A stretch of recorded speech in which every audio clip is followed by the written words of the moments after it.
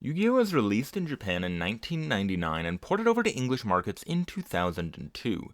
It's a fascinating game for many reasons, but I think there are two key points that really get to the heart of why Yu-Gi-Oh! Is such a strange trading card game. Before I get to those 2 points, though, it's worth going over just how to play Yu-Gi-Oh! Players use 40 to 60 card decks with up to 15 additional cards in an extra deck. To start, mark down 8,000 life points, then shuffle your main deck and draw 5 cards starting hand. Mulligans are very simple in Yu-Gi-Oh! There are none. Turns progress through a straightforward sequence of phases. You start with a draw step where you draw 1 card from the deck. Then you have a standby phase where nothing much happens, and then you get into the main phase. During the main phase, you can activate spells or abilities, set traps or spells face down to be activated later, and once per turn you can normal summon a monster from your hand in face-up attack mode or face-down defense mode. High-level monsters require you to tribute one or more of your other monsters. Sometimes effects will special summon monsters. These don't count towards the once per turn normal summon limit. You have 5 monster zones total and 5 spell and trap zones, and if all of your zones are full, you can't play out any more cards of that type. After the main phase is then a battle phase, and each of your monsters in attack mode are able to attack once per turn. You select an opposing monster to attack, and then you compare the attacker's attack to the defender's attack or defense depending on its position. The higher number wins and destroys the weaker number, although the defense mode monsters don't destroy attackers even if their defense is higher. If the weaker monster was in attack mode, then that monster's controller loses life equal to the difference between the 2 monsters' stats. If the opponent has no monsters, you're then able to attack directly and apply your attack points directly as damage. After combat, there's then another main phase where you can take all of the same actions as before, although note that the normal summon limit is once per turn and not once per phase. Finally, you end your turn and pass the turn over to the opponent. After you've ended your turn, the traps that you set during that turn are then ready to activate, and hopefully they can give you an edge when your opponent moves to play out their cards or attack. Keep playing until one player has lost all of their life points. Overall, playing Yu-Gi-Oh! Is pretty straightforward, and it isn't a particularly difficult game to learn. You've been living in a dream world, Neo. This is the world as it exists today.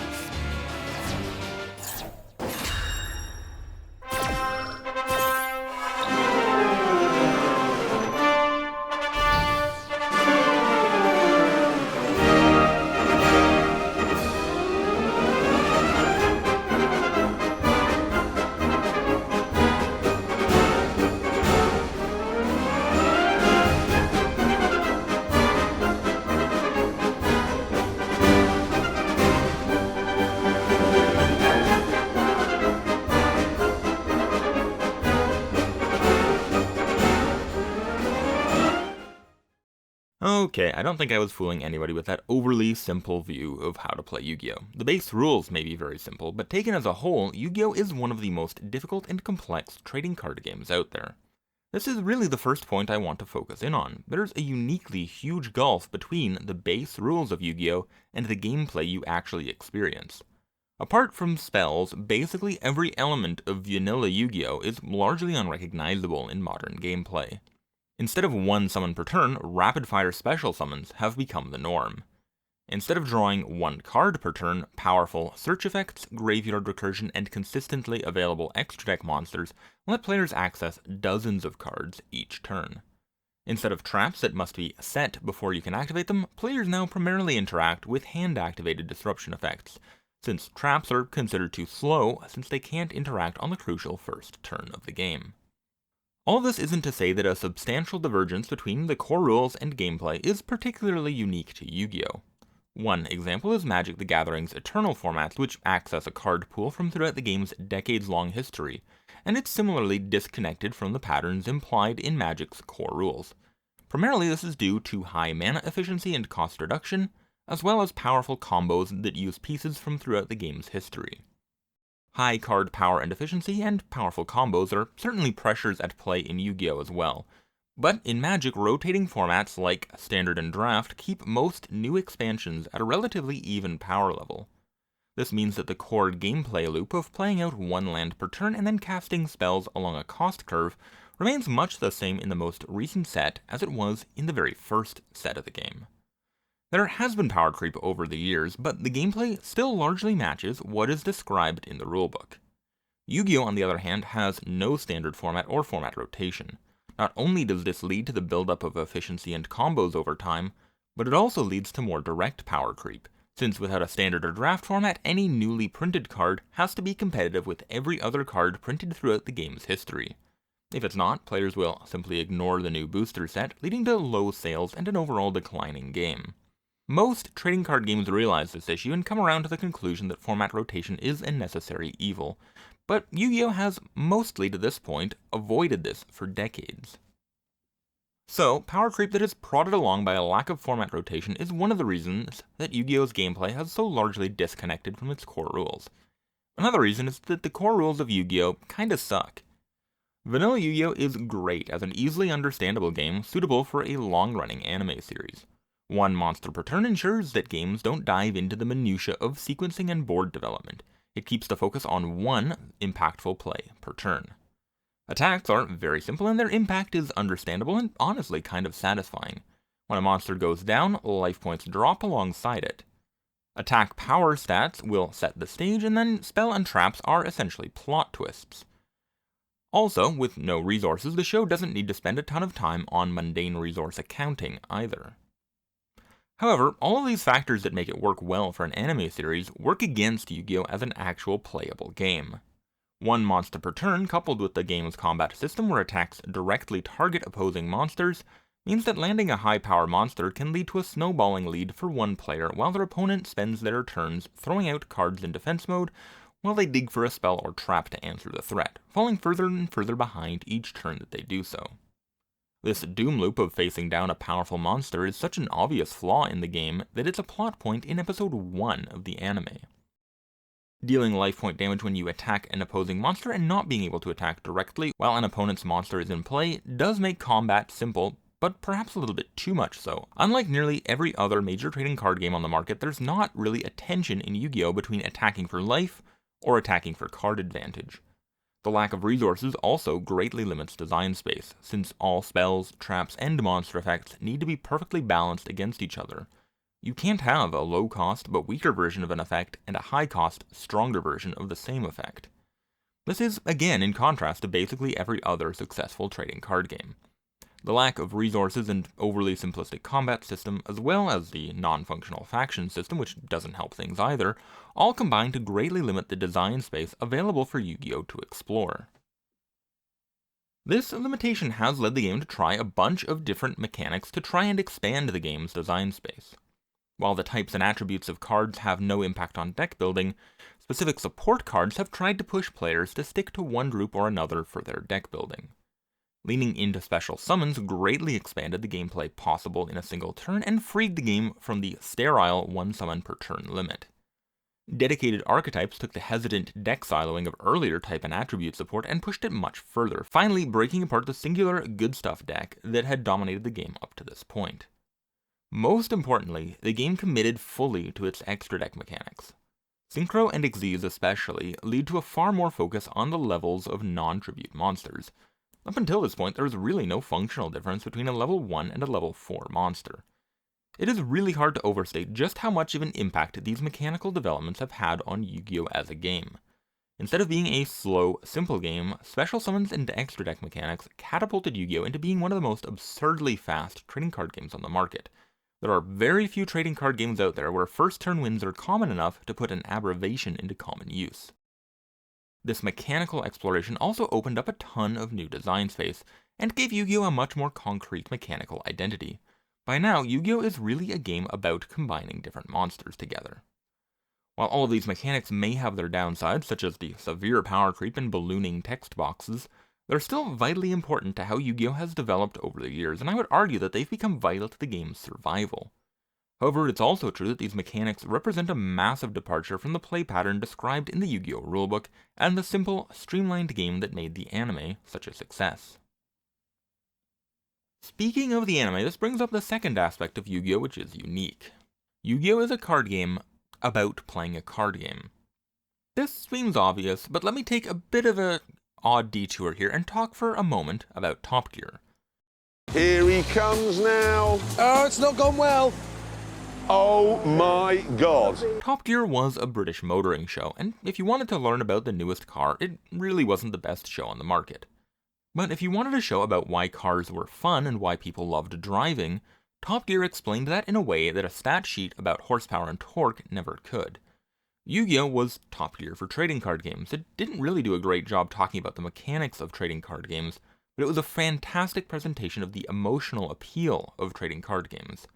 Nearly all TCGs in existence, and certainly all TCGs in existence before the arrival of Yu-Gi-Oh!, had been games about fantasy role-playing. From the traditional high fantasy of Magic the Gathering to the cyberpunk dystopia of Netrunner, trading card games at their core are gamified storytelling. This carries through to even some of the stranger trading card games that have cropped up over the years.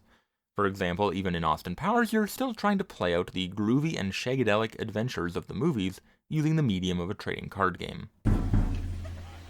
I also like to live dangerously. In Magic the Gathering, Shivan Dragon is a fearsome dragon from the mountains of Shiv that is particularly cruel in tormenting its victims before delivering a final blow. Blue Eyes White Dragon in Yu-Gi-Oh! Is a cardboard rectangle that's the powerful centerpiece of Seto Kaiba's deck. Sarah Angel is a mighty warrior angel in service to the goddess Sarah. Stardust Dragon is a cardboard rectangle that channels the magic of the mythical Crimson Dragon. In a magic duel, you are a planeswalker, drawing mana from parallel worlds to fuel a stratagem of creatures and spells from across the multiverse against an equally powerful enemy wizard. In a Yu-Gi-Oh! Duel, you are playing a card game, with or without motorcycles. This is actually surprisingly impactful in a few different ways.